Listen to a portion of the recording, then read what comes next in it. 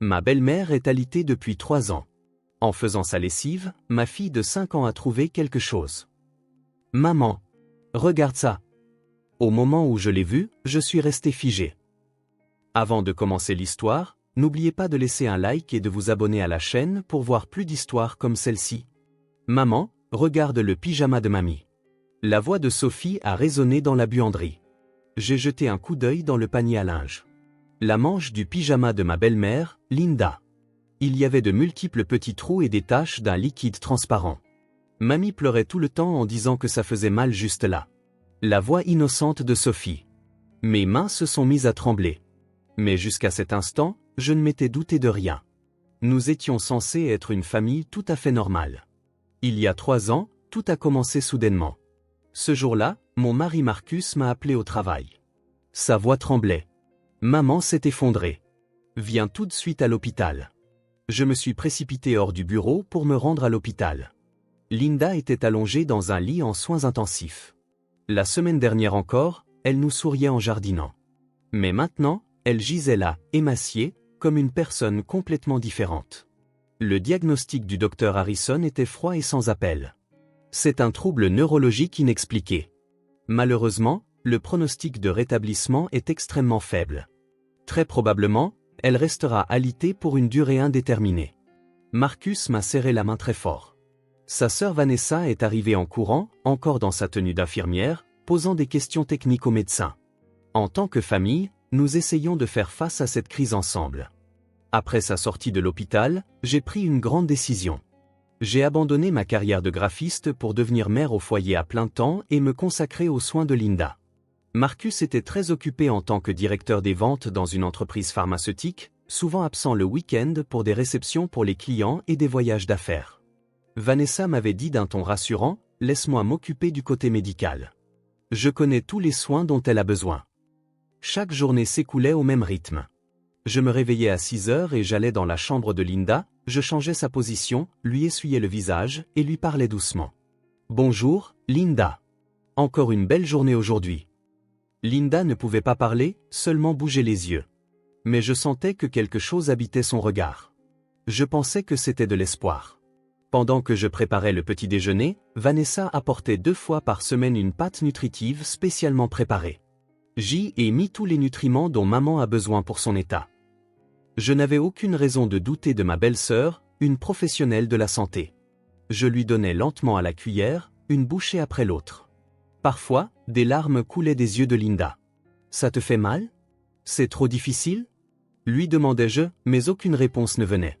Seulement des larmes coulant sur ses joues. L'aide au bain avait lieu tous les 2 jours.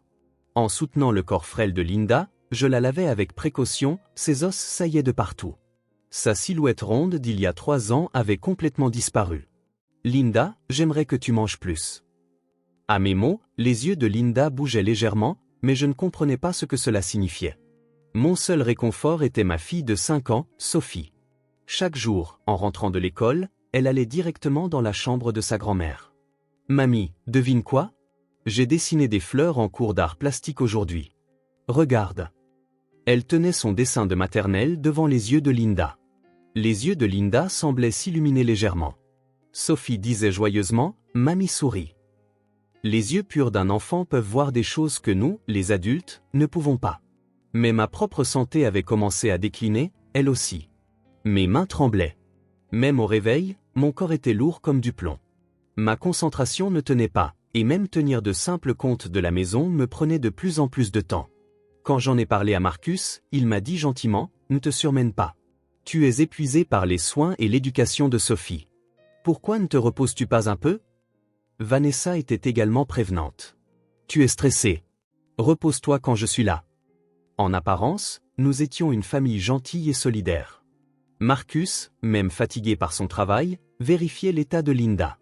Vanessa passait entre ses gardes pour donner des conseils médicaux. Notre voisine, Madame Chen, disait « Ça doit être si difficile, Claire. Tiens, prends ça pour le dîner », en m'apportant de temps en temps des plats faits maison. Mon ancienne collègue Rachel appelait une fois par mois. « Tu as besoin d'une pause.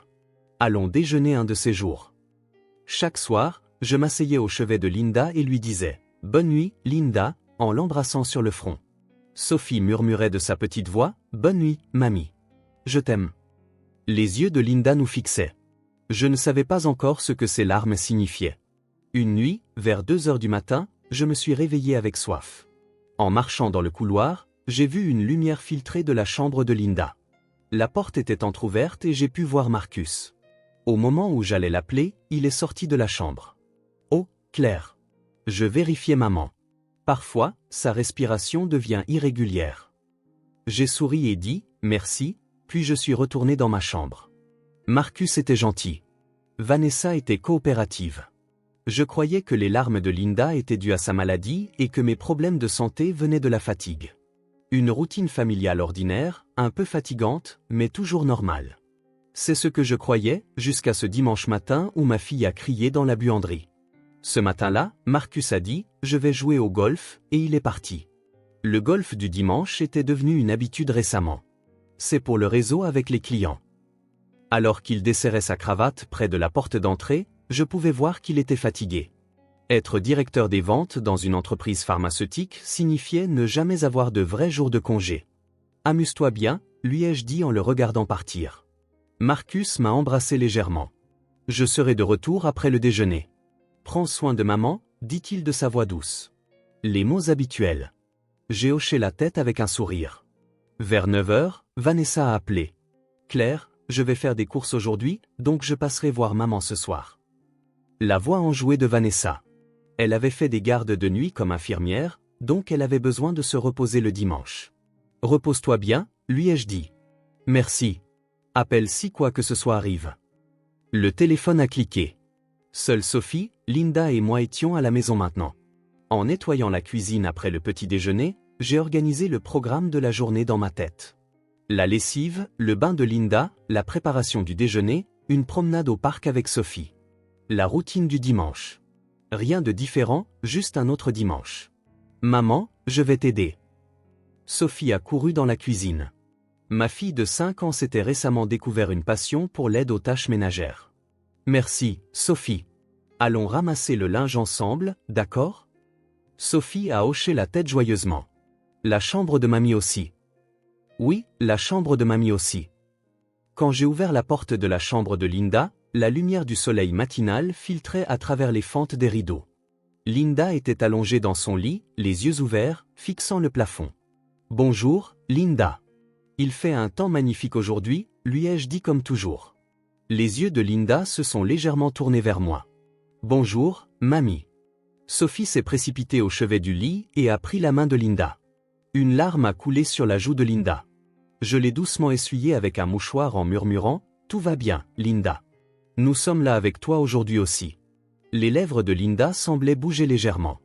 Essayait-elle de dire quelque chose? Mais aucun son n'est sorti. Je n'avais pas entendu sa voix une seule fois en 3 ans. « Maman, où est le linge de mamie ?» La voix de Sophie m'a ramené à la réalité. « Oh, pardon. Le panier est à côté du lit. » Le petit panier en osier contenait les pyjamas et les serviettes de Linda. Sophie a essayé de soulever le panier à 2 mains, mais il semblait un peu lourd. « Maman, c'est lourd. » J'ai ri et dit « Portons-le ensemble alors », en ajoutant mes mains. En marchant dans le couloir, Sophie a commencé à bavarder. « Maman, après la lessive, on pourra aller au parc. » « Bien sûr, on ira après le déjeuner. »« Youpi! Je veux faire de la balançoire. » La voix enjouée de Sophie. Sans cet enfant, je n'aurais pas pu traverser ces 3 années, le fardeau des soins, la solitude et mes récents problèmes de santé. Mais chaque fois que je voyais le sourire de Sophie, je trouvais la force de continuer. Quand nous sommes arrivés à la buanderie, d'autres lessives étaient déjà empilées à côté de la machine à laver. Les serviettes de la veille, les vêtements de Sophie, mes vêtements. Le dimanche était le jour de la lessive. Très bien, trions tout ça. Je me suis assise par terre et j'ai commencé à séparer le linge par couleur. Les blancs, les couleurs, les délicats. Sophie m'imitait, touchant le linge de ses petites mains. « Maman, ça va où, ça ?» Sophie tenait une serviette blanche. « Ça va dans la pile des blancs. » Sophie, l'air sérieux, a placé la serviette au bon endroit. « J'ai réussi. » « Bravo, Sophie. » J'ai caressé la tête de ma fille. J'ai commencé à sortir le linge de Linda, pyjama, sous-vêtements, serviettes. Vanessa avait dit, la peau de maman est sensible, donc n'utilise pas d'adoucissant. alors j'utilisais une lessive spéciale douce. Je triais soigneusement, pièce par pièce. C'est alors que Sophie a sorti quelque chose du fond du panier. « Maman, regarde ça !» La voix de Sophie était plus aiguë que d'habitude. J'ai levé les yeux. Sophie tenait le haut du pyjama de Linda à deux mains. Un pyjama en coton rose clair. Le préféré de Linda, mais quelque chose était différent. « Qu'y a-t-il, Sophie ?» Je me suis levé et je me suis approché de Sophie. Elle m'a tendu la manche du pyjama. « Maman, c'est bizarre. » Au moment où je l'ai prise, mon doigt a touché quelque chose. Une partie du tissu de la manche était anormalement rigide, comme si quelque chose avait imbibé le tissu et séché. J'ai tenu la manche à la lumière. Sous le soleil du matin qui filtrait par la fenêtre, j'ai pu voir plusieurs petits trous à la surface de la manche. Des trous minuscules, comme des piqûres d'aiguilles. Et à l'intérieur de la manche, il y avait des taches d'un liquide transparent qui avait imbibé le tissu. Pas encore complètement sec. Quand je l'ai touché du doigt, c'était légèrement humide, sans odeur. Ce n'était pas de l'eau, c'était autre chose. Ma respiration s'est arrêtée. Mon cœur s'est mis à battre violemment. Mes mains tremblaient. Non, ce n'était pas mon tremblement habituel. C'était de la peur. « Maman, c'est quoi ces trous ?» La voix innocente de Sophie me parvenait de loin. Je ne pouvais pas répondre. Même en essayant d'ouvrir la bouche, aucun mot ne sortait. Je ne pouvais que fixer la manche. Des injections. Au moment où ce mot a flotté dans mon esprit, quelque chose de glacial a parcouru tout mon corps. Maman, mamie pleurait tout le temps en disant que ça faisait mal juste là. Les mots de Sophie ont percé mes tympans. Quoi ? Finalement, ma voix est sortie. Je me suis tourné vers Sophie. Ma fille a dit cela comme si de rien n'était. Mamie touchait ici la nuit et pleurait. On aurait dit qu'elle avait mal. Sophie a montré l'intérieur de son propre bras. Depuis quand ? Quand est-ce que ça a commencé ? Ma voix s'est brisée. Sophie a penché la tête. Il y a longtemps. Tonton Marcus disait que c'était des médicaments, mais le visage de mamie avait l'air vraiment effrayé. Le monde s'est arrêté. Marcus, le nom de mon mari. Tonton Marcus donnait des médicaments à Linda par injection, ai-je demandé, en choisissant mes mots avec soin, essayant de rester calme. Mais ma voix tremblait. Oui. Toutes les nuits. Quand tu dors, maman. Sophie a hoché la tête innocemment. Depuis quand ? Depuis toujours. Depuis que je suis petite. Il y a 3 ans. Depuis que Sophie avait 2 ans. Depuis que Linda s'était effondrée. Et tante Vanessa ? Est-ce que tante Vanessa était là aussi ? Oui. Parfois, Tati tenait le bras de mamie parce que mamie essayait de bouger. La force a quitté mes genoux. Je me suis effondré sur le sol de la buanderie, serrant toujours la manche du pyjama. Depuis 3 ans, chaque nuit, Marcus et Vanessa injectaient quelque chose à Linda. Les larmes de Linda. Elles ne venaient pas de la maladie. Elles venaient de la douleur, de la peur. Maman, qu'est-ce qui ne va pas ? Sophie me regardait avec inquiétude. J'ai serré ma fille très fort dans mes bras. Si fort. Sophie, merci de me l'avoir dit. Merci beaucoup. Ma voix tremblait en le disant. Dans ma tête, tout commençait à se connecter. La maladie soudaine de Linda, le diagnostic inexpliqué, les mots de Vanessa, laisse-moi m'occuper du côté médical, les visites nocturnes de Marcus, mes problèmes de santé, mes mains tremblantes, ma fatigue chronique et ses marques d'injection. Maman, est-ce que mamie va bien ? La voix de Sophie. Je me suis levé, tenant toujours la manche du pyjama. Elle ira bien, Sophie. Mais maman doit aller chez Madame Chen un petit moment. Notre voisine Madame Chen, ancienne infirmière. Si ces marques étaient vraiment des sites d'injection, elle le saurait. J'ai laissé tomber le reste du linge et j'ai couru hors de la buanderie avec le pyjama. Sophie me suivait. J'ai dévalé le couloir, ouvert la porte d'entrée et me suis dirigé vers la maison voisine. J'ai martelé la porte de Madame Chen encore et encore. Madame Chen, Madame Chen. Ma voix tremblait. Ma respiration était haletante. Sophie s'agrippait à l'ourlet de mes vêtements. La porte s'est ouverte et Madame Chen est apparue, l'air surprise. Claire, qu'est-ce qui ne va pas ? Tu as l'air ? Au lieu de répondre, je lui ai tendu la manche du pyjama. Mes mains tremblaient si fort que je pouvais à peine la tenir. Madame Chen a pris le pyjama de mes mains en fronçant les sourcils. Entrez. Toi aussi, Sophie. Elle nous a fait entrer dans le salon. Je ne pouvais même pas m'asseoir sur une chaise, je suis resté debout à regarder Madame Chen examiner le pyjama. Madame Chen s'est approchée de la fenêtre et a tenu la manche à la lumière vive. Elle a mis ses lunettes de lecture et a soigneusement palpé le tissu avec ses doigts, vérifiant chaque trou un par un. Puis, elle a approché son nez de la tache à l'intérieur de la manche. Son expression a changé. « Claire, d'où vient ça ?» « C'est le pyjama de Linda. Ce matin, alors que nous allions faire la lessive, Sophie l'a trouvé. » Madame Chen m'a regardé. Un regard sérieux dans ses yeux. « Claire, assieds-toi. » Doucement mais fermement. J'ai obéi. Mes genoux tremblaient. Madame Chen s'est tournée vers Sophie. « Sophie, il y a des biscuits dans la cuisine. Pourrais-tu en prendre quelques-uns ?» Sophie a hoché la tête joyeusement et a couru vers la cuisine. Elle voulait éloigner l'enfant. C'était aussi grave que ça. Madame Chen s'est assise en face de moi et a étalé le pyjama. « Claire, ce sont des marques d'injection. » Les mots que j'attendais, mais les entendre réellement a glacé le sang dans mes veines. Un traitement médical d'une infirmière à domicile ou quelque chose comme ça? J'ai désespérément cherché une explication normale. Madame Chen a secoué la tête. Non, ce n'est pas un traitement médical. Claire, j'ai été infirmière pendant 30 ans. Les procédures médicales correctes ne laissent pas de telles marques, et cette fréquence est anormale. Rien que sur cette manche, il y a plus de 10 sites d'injection. Mais Linda est alitée et a besoin de médicaments. Alors que les médicaments oraux et les perfusions existent, pourquoi quelqu'un aurait-il besoin d'injecter directement dans le bras chaque nuit, et à travers le pyjama? J'étais à court de mots. Et cette tache, Madame Chen a pointé l'intérieur de la manche. Elle est encore humide. Nous devons analyser ça. Analyser? J'ai un ancien collègue qui est technicien de laboratoire clinique. Demain, j'apporterai cette manche et je la ferai analyser. Nous saurons ce qui a été injecté. Je ne pouvais qu'acquiescer. Claire, puis-je te demander autre chose? La voix de Madame Chen est devenue encore plus sérieuse. Tes mains, elles tremblent constamment. Depuis quand? J'ai regardé mes mains. Elles tremblaient en effet, comme d'habitude. Environ 6 mois. Je pensais que c'était le stress des soins. D'autres symptômes? Une fatigue chronique. Je n'arrive pas à me lever le matin. Je ne peux pas me concentrer. Mais je pensais que c'était aussi dû aux soins et à l'éducation de Sophie. Madame Chen a soupiré profondément.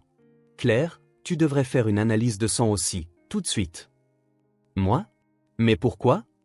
Si du poison était administré à Linda? Du poison? Au moment où j'ai entendu ce mot, la pièce a tourné. Tu pourrais être une cible aussi.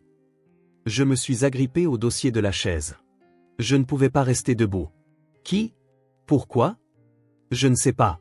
Mais Claire, tes symptômes sont typiques d'un empoisonnement. Mains tremblantes, fatigue, perte de concentration. Particulièrement similaire à un empoisonnement chronique à l'arsenic. Arsenic. Poison. Empoisonnement chronique. Mais qui m'empoisonnerait? Ai-je commencé à dire, puis je me suis arrêté. La nourriture que je mangeais tous les jours. Qui la préparait? Qui était dans la maison? Marcus, Vanessa. Madame Chen, que dois-je faire en premier? Nous rassemblons des preuves. Attendons les résultats de l'analyse du pyjama et fais ton analyse de sang. Je vais te présenter un médecin que je connais. Quelqu'un qui pourra te tester sans que personne ne le sache. Et la police? Sans preuves, ils ne bougeront pas. Mais avec des preuves, oui. Alors, pour l'instant, reste calme. Agis normalement. Ne laisse personne s'en apercevoir. J'ai pris une profonde inspiration. D'accord. Sophie est revenue de la cuisine, des biscuits dans les mains, souriant joyeusement. Je devais protéger cet enfant, protéger Linda, et découvrir la vérité. 2 jours plus tard, Madame Chen a appelé. Claire, les résultats sont là. Viens tout de suite. J'ai laissé Sophie jouer dans le jardin voisin et je suis entré chez Madame Chen. Sur la table du salon se trouvait un rapport de laboratoire. Assieds-toi, Claire. Je me suis assise. Mon cœur battait la chamade. La tache sur le pyjama a été testée positive à un médicament appelé succinylcholine. Succinylcholine? C'est un relaxant musculaire utilisé en médecine, mais normalement seulement pendant une intervention chirurgicale comme aide anesthésique sous la supervision stricte d'un médecin. Avec une administration à long terme, les muscles se paralysent et le mouvement devient impossible.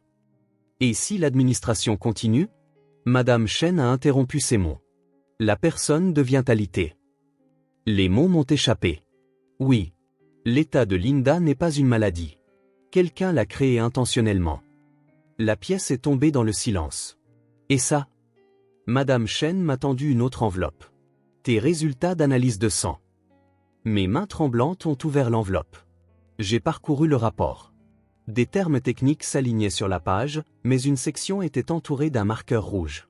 Traces d'arsenic détectées. Les lettres sont devenues floues. Claire, on t'empoisonnait aussi.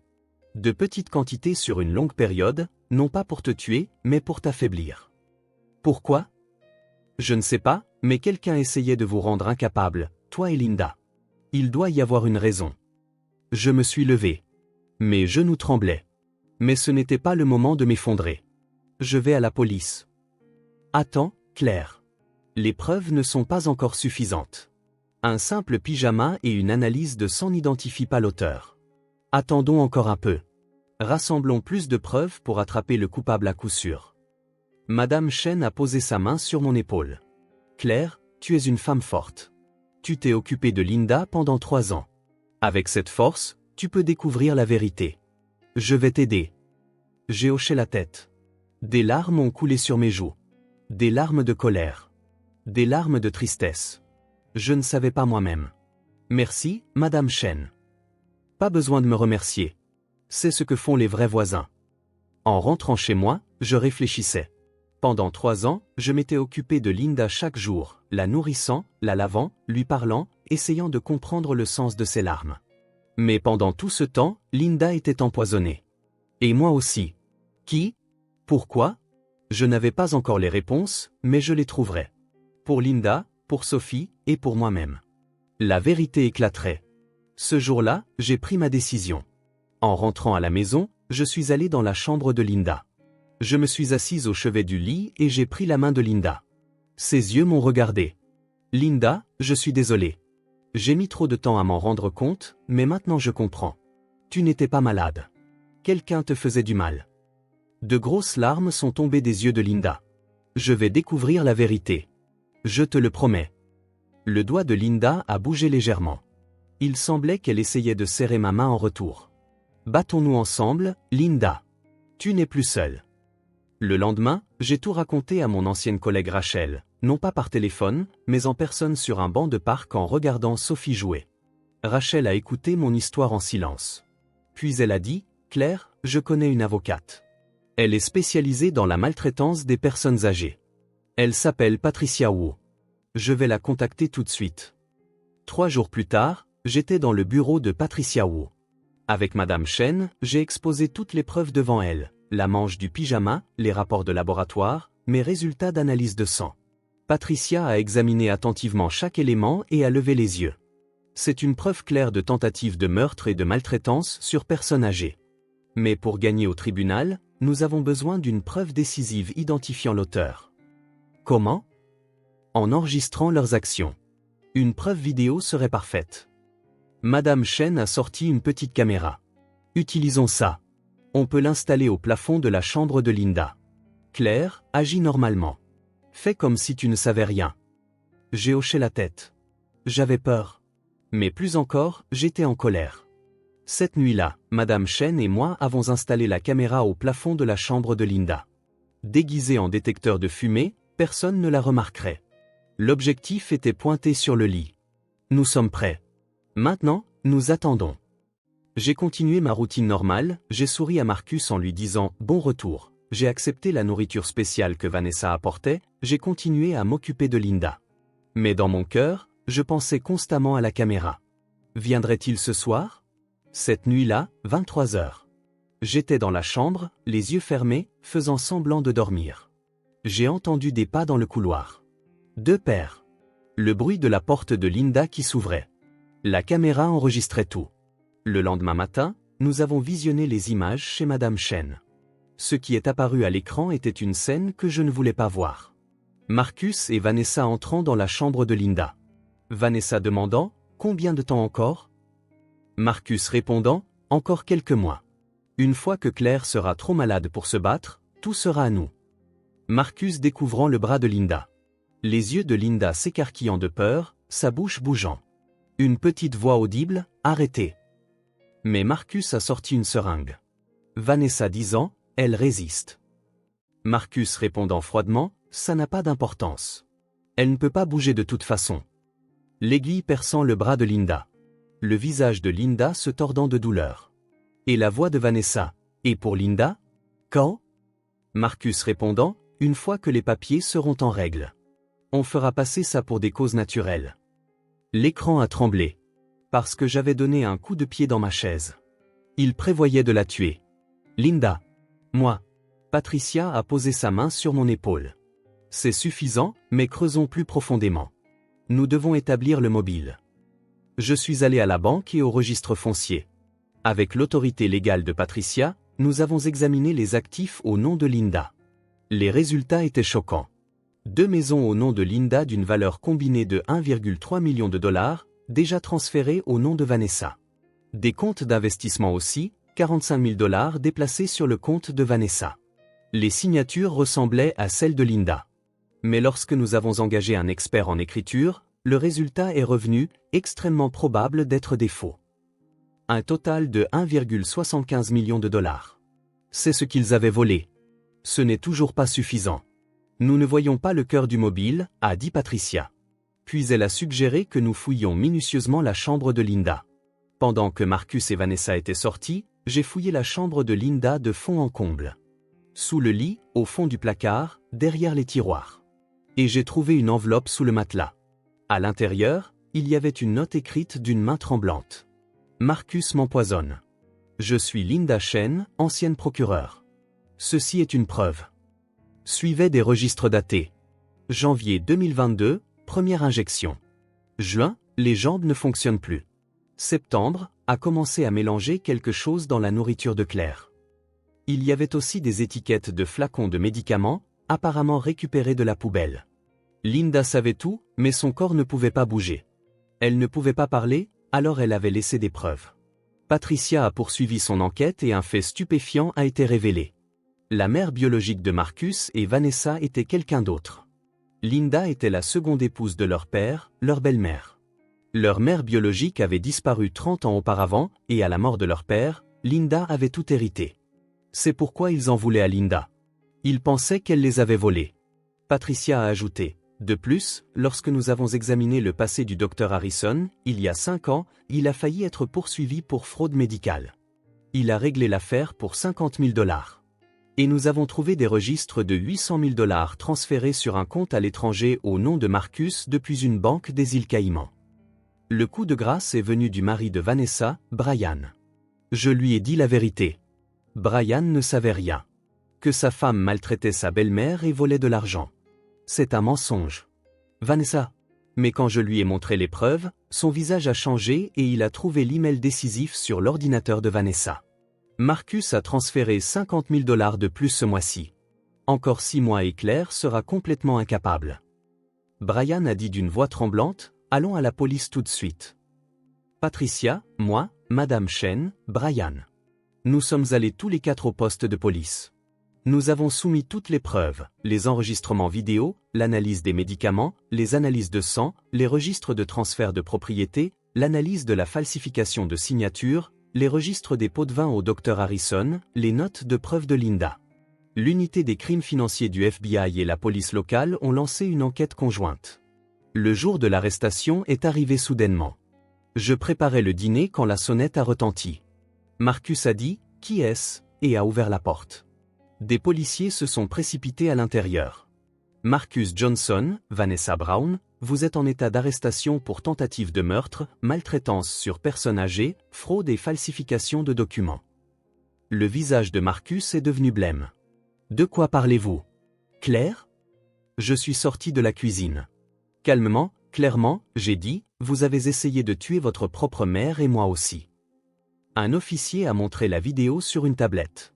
L'écran montrait Marcus administrant une injection.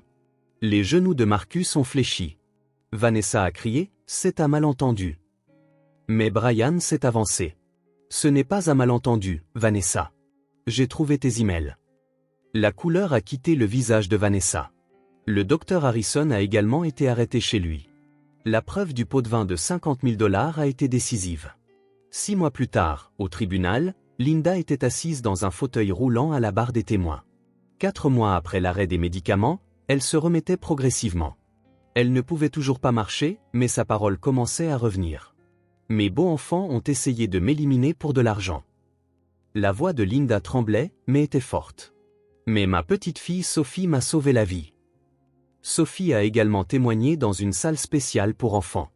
Une gentille policière l'accompagnait. Tonton Marcus faisait mal à mamie toutes les nuits. Mamie pleurait. J'ai aussi pris la parole à la barre. Ils ont essayé de m'affaiblir pour que je ne puisse pas me battre. Mais ils ont échoué. Je me battrai pour Linda, pour ma fille, et pour tous ceux qui pourraient subir le même sort. Le jour du verdict. Le juge a lu Marcus Johnson, 15 ans. Tentative de meurtre, maltraitance sur personne âgée, fraude, falsification de documents. Vanessa Brown, 12 ans.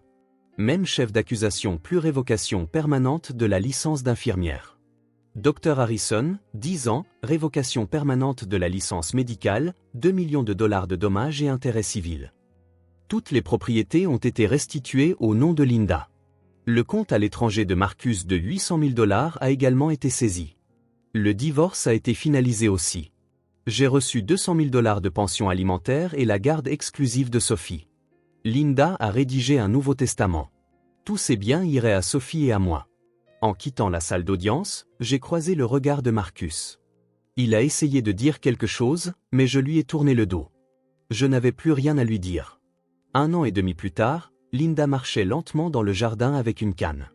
Se remettant progressivement des effets du relaxant musculaire, elle pouvait maintenant marcher de courtes distances seule.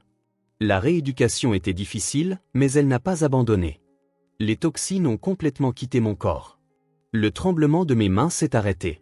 La fatigue chronique a disparu. Au réveil, je sentais l'énergie remplir mon corps. J'ai également repris mon travail de graphiste en freelance, travaillant depuis la maison. Je pouvais être près de Linda et Sophie tout en retrouvant ma carrière. Marcus passait son temps seul en prison. Ses anciens collègues l'ont abandonné. L'entreprise pharmaceutique l'a licencié immédiatement. Sur liste noire dans l'industrie, sans possibilité de libération conditionnelle. Il purgerait l'intégralité des 15 ans, personne ne venait lui rendre visite. Idem pour Vanessa. Sa licence d'infirmière a été révoquée de façon permanente. Son mari Brian a divorcé et a obtenu la garde de leurs 2 enfants. Je ne laisserai pas un monstre élever mes enfants, a déclaré Brian. Après sa libération, Vanessa ne pourrait plus jamais travailler dans le secteur de la santé ou des soins. Lorsque la fraude médicale passée du Dr Harrison a été signalée, 5 autres victimes se sont manifestées. Des poursuites civiles ont abouti à plus de 2 millions de dollars de dommages et intérêts. En prison, il était méprisé en tant qu'ancien médecin. Nous avons acheté toutes les 3 une petite maison, une maison individuelle avec un jardin au nom de Linda, mais le testament stipulait qu'elle reviendrait à Sophie et à moi. Un dimanche matin, nous préparions toutes les 3 des pancakes dans la cuisine. Sophie, tu es devenue si douée pour ça, a dit Linda avec un sourire. C'est parce que mamie m'a appris, a répondu fièrement Sophie. La recette de Linda est la meilleure, et je ris aussi. Assise sur le canapé du salon, Linda racontait de vieilles histoires. J'ai travaillé comme procureur pendant 30 ans. Vous savez, mon travail consistait à traduire les méchants en justice. Comme tonton Marcus, a demandé Sophie. Linda a hoché la tête. Oui, des gens comme lui. Madame Chen nous rend encore visite parfois. Elle vient prendre le thé cet après-midi. Claire, tu es vraiment devenue forte, dit toujours Madame Chen. Sans vous, Madame Chen, nous ne serions pas là maintenant. Tout va bien. C'est ce que font les vrais voisins. Rachel passe aussi une fois par mois. Claire, tu es plus radieuse qu'avant. J'ai l'impression de vivre enfin ma propre vie. Je le ressentais vraiment. Un jour, assise sur le banc du jardin, j'ai demandé à Linda. Linda, Marcus et Vanessa n'étaient pas tes enfants biologiques, n'est-ce pas? Linda a regardé au loin et a répondu. Non. Quand j'ai épousé leur père, ils avaient 8 et 5 ans. J'ai essayé de les aimer à ma manière, mais ils ne voyaient que l'argent. Le silence s'est installé. Mais Claire, tu étais différente. Même sans lien de sang, tu m'as traité comme ta famille. Je pensais que c'était naturel. C'est ça, la vraie famille. Sophie a accouru. Maman, mamie, regardez cette fleur. Elle est magnifique, Sophie. Linda a souri. Je t'aime, mamie. Et maman aussi. Nous t'aimons aussi. J'ai serré Sophie dans mes bras et j'ai dit doucement, la famille, ce n'est pas une question de sang. Ce sont les gens qui te protègent quand tu es faible, qui croient en la vérité, qui se battent quand tu ne peux pas te battre. C'est ça, la famille. Linda a serré ma main. Le jour où tu t'es battue pour moi, tu es devenue ma vraie fille. Pas à cause du mariage, à cause de l'amour. Nous étions assises toutes les trois à la table du jardin. Les mains de Linda tremblaient encore parfois, mais elle riait des dessins de Sophie. Mes mains ne tremblaient plus. Au loin, nous pouvions entendre des rires d'enfants. Nous sommes en sécurité maintenant, ai-je dit. C'est notre maison, a répondu Linda. Pour toujours et à jamais, a crié Sophie. Nous avons ri ensemble. Nous avions trouvé une vraie famille. Une famille liée non par le sang, mais par l'amour. Et ce lien avait la force de résister à n'importe quelle épreuve. Une nouvelle lumière du matin illuminait les fleurs du jardin. Notre nouvelle vie commençait ici.